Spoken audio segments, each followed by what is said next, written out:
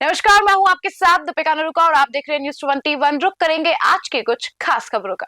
AIADMK गठबंधन के उम्मीदवार न्यू तमिलनाडु संगठन के अध्यक्ष डॉक्टर कृष्णासामी तेनकासी ने जिला संवाददाता कोडासा तमिलनाडु से न्यूज 21 से खास बातचीत की। அதிமுக கூட்டணி புதிய தமிழக கட்சியின் நிறுவனர் தலைவர் டாக்டர் கிருஷ்ணசாமி அவருடன் நமது நியூஸ் 21 சிறப்பு பேட்டி உள்ளது. சாரிடம் இப்பொழுது நமது கேள்வியை கேட்போம். ஐயா வணக்கம். ஐயா தென்காசி பாராளுமன்றத்தில் உங்களுடைய வெற்றி வாய்ப்பு எவ்வளவு பிரகாசமாக உள்ளது? இல்லை, இந்த முறை வெற்றி மிகவும் பிரகாசமாக இருக்கிறது. தொகுதி மக்கள் வேட்பாளருடைய தகுதியை எடை போட்டு பார்க்கக்கூடிய அளவுக்கு இந்த தடவை தொகுதியில் மக்கள் மத்தியில் மனமாற்றம் ஏற்பட்டிருக்கிறது. கடந்த காலங்களில் கட்சி கூட்டணி என்பது மட்டுமே ஒரு அளவுகோலாக வைத்து ஓட்டு போட்டு கொண்டிருந்தார். இப்பொழுது அந்த மாதிரி கடந்த காலங்களில் அது மட்டுமே வைத்து ஓட்டு போட்டு வெற்றி பெற்ற வேட்பாளர்கள் யாரும் தொகுதிக்கு எந்த விதமான நன்மையும் செய்யலை, தொகுதி பக்கம் திரும்பலை.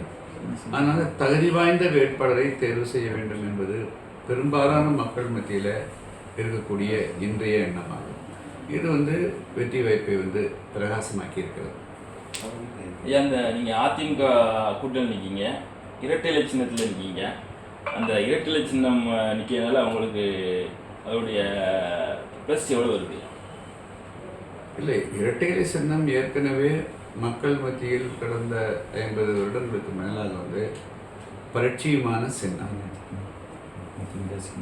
இப்பொழுது நாங்கள் அதிமுக, புதிய தமிழகம், தேமுதிக மற்றும் SDP உள்ள கூட்டணி கட்சிகள் இணைந்து போட்டியிடும். அதிமுக எந்த அளவுக்கு வாக்கு வங்கி இருக்குதோ அதே போல் புதிய தமிழகம் கட்சியும் வாக்கு வங்கி நிறைந்த கட்சி. தமிழ்நாட்டில் கொத்து கொத்தாக வாக்கு வங்கி இருக்கக்கூடிய கட்சி புதிய தமிழகம். தேமுதிக இருக்குது. ஸோ அதனால் இந்த கூட்டணிகள் எல்லாம் இணைகிற போது மேலும் ஏற்கனவே பரிச்சயமான சின்னம், கூட்டணியும் வலுவானது. எனவே இந்த சின்னமும் கூட்டணி வலுவும் ரெண்டும் சேர்ந்து இதுக்கு கூடுதல் பலம் சேர்க்கிறது. நேற்று நீங்கள் நீர்நிலையை ஃபுல்லாக பார்வையிட்டிய ஆய்வு செய்தீங்க. அது தென்காசி பாராளுமன்ற தொகுதியில் செங்கோட்டை தாலுகாவுக்கு உட்பட்டு அந்த 4 நதிகளும் இருக்குது. நீங்கள் பாராளுமன்றத்தை வெற்றி பெற்று சென்ற பின்பு அந்த நீர்நிலைகளை எவ்வாறு சரி பண்ண ஐடியாக்கள் வச்சுருக்கீங்க? அதாவது பல பகுதிகள் மலைகளே இல்லாத பகுதி இருக்குது, மழை பெய்யாத பகுதிகள் கூட இருக்குது. ஆனால் இங்கே மழையும் மழை பெய்யக்கூடிய பகுதி இருந்தும் கூட அந்த நீர் மேலாண்மை முறையாக கையாளப்படாததால் தான் தென்காசி மாவட்டத்தினுடைய மேற்கு பகுதி, மலையொட்டிய பகுதிகள் மட்டும் செழிப்பாக இருக்குது. குற்றாலம், மதுரை சாலைக்கு கிழக்கு இருக்கக்கூடிய பகுதிகள் எல்லாம் வறண்டு போயிருக்குது. எனவே நாம் நேற்று பார்வையிட்ட குண்டாறு அணை, மோட்டை அணை, அதே ஒரு சிறுமூலப்பேரி அணை, இது போன்ற அணைகள் எல்லாம் அதே போல் ஆடவிநாயனார் அணை, இதெல்லாம் முறையாக பராமரிக்கப்படுகின்ற பொழுது நீர் கூடுதலாக தேக்கி வைக்க முடியும். அது கூடுதலாக விவசாயிகளுக்கு நல்ல பலனளிக்கும். இதை இன்னும் பல அணைகள் செண்பகவல்லி அணை, வாசலுக்கு மேலே செண்பகவல்லி அணை, அது உடஞ்சி போச்சு. அதை இன்னும் சரி செய்யலை. அப்புறம் சிறுவத்தூரில் அழகர் அணை இருக்குது, இந்த பக்கத்தில் ஜம்பு நதி அணை இருக்குது. ஸோ இது மாதிரி பல அணைக்கட்டுகள் பேரளவில் இருக்குது. சில செயல்பாட்டுக்கு வரல. இது எல்லாம் முழுமையாக பராமரிக்கப்படுகிற போது, செயல்பட்டு கொண்டு வரும்போது இந்த பகுதி ஒரு வளமொழிந்த பகுதியாக நிச்சயமாக மாறும். அதுதான் என்னுடைய முதல் லட்சியமாக நோக்கமாக இருக்குது. இந்த தென்காசி பாராளுமன்றத்தில் 6 சட்டமன்ற தொகுதி இருக்குது. இந்த 6 சட்டமன்ற தொகுதியும் நீங்கள் 20 நாளாக சூறாவளி பிரச்சாரம் மேற்கொண்டீங்க. அப்போ ஒவ்வொரு மக்கள்கிட்ட நீங்கள் போய் வாக்கு சேகரிக்கல, அவங்க அந்த கிராமங்களுக்கு தகுந்தாப்புல பேச்சு, அதாவது உச்சரிப்பு வித்தியாசப்பட்டுக்கிட்டு இருக்கும். அது எந்த மாதிரியான உச்சரிப்புகள் இருக்குது? இல்லை, அதை எப்பொழுதுமே ஒரே மொனட்டனஸாக பேச முடியாது, பேசவும் கூடாது. அந்த பகுதி மக்களுடைய தேவைகளை பார்க்குறோம், அந்த பகுதி மக்களுடைய சூழ்நிலை பார்க்குறோம், அவங்களுடைய வாழ்நிலை பார்க்குறோம், அவங்களுடைய மனநிலை அறிஞ்சு அதுக்கு தகுந்த மாதிரி அவர்களாக நான் வந்து ஒன்றிணைகிறதுனால அந்த பேச்சுக்கள் வந்து அவங்களுக்கு விரும்புகிற மாதிரி நான் பேசுகிறோம், அவங்க எதிர்பார்க்குறத பேசுகிறேன். விரும்புகிறதுன்றதை விட நான் அவங்களுடைய உள்ள குமரில் அவங்களுடைய கஷ்டங்களை யார் ரெப்ரசன்ட் பண்ணுறாங்க அப்படிங்கிறத நம்ம எடுத்து அதை அறிஞ்சு நான் பேசுகிறோம். இப்போ இந்த ஒரே நாடு ஒரே தேர்தல் அப்படிங்கிறாங்கல்ல, அது சாத்தியப்படுமா எப்படி?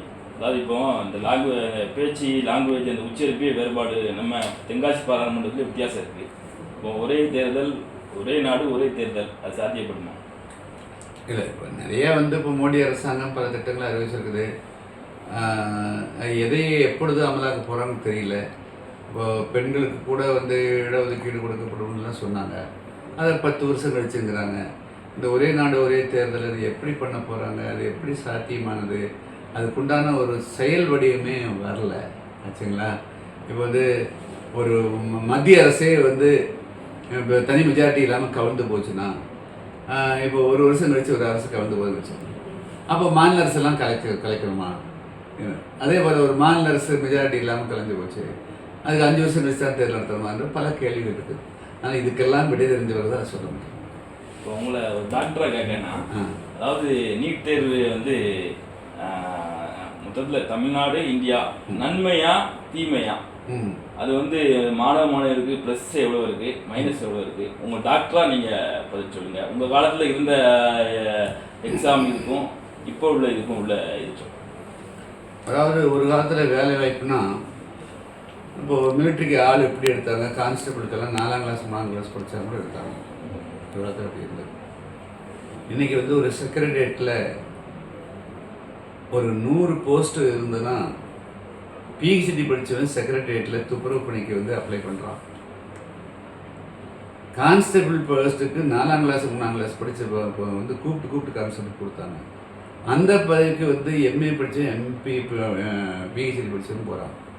இது மாதிரி வந்து இந்த காலகட்டத்தில் வந்து அவங்க தகுதிக்கு ஏற்ற திறமைக்கு ஏற்ற வேலை வாய்ப்புகள் இல்லை.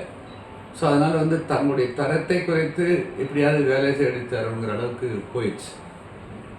இது இப்போ இதே மாதிரி நிலை நடித்தா வந்து சமூகத்தில் வந்து மிகப்பெரிய அளவுக்கு ஏறத்தாழ்வுகள் வந்துடுங்க. அப்போது படிக்கிற காலத்திலேருந்தே தகுதியும் திறமையும் வளர்க்கணும். இப்போது ஒரு காலத்தில் வந்து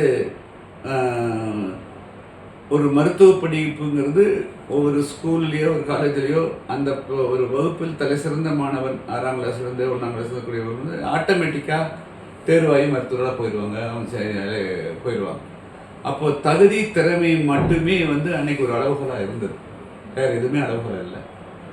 தனியார் கல்லூரிகள் தனியார் மருத்துவர்கள் வந்து பணத்தைக்கு வந்து பணம் கொடுத்து சீட்டு வாங்கலான்னு வந்த பிறகு தகுதியும் திறமையும் டவுன் ஆகுது.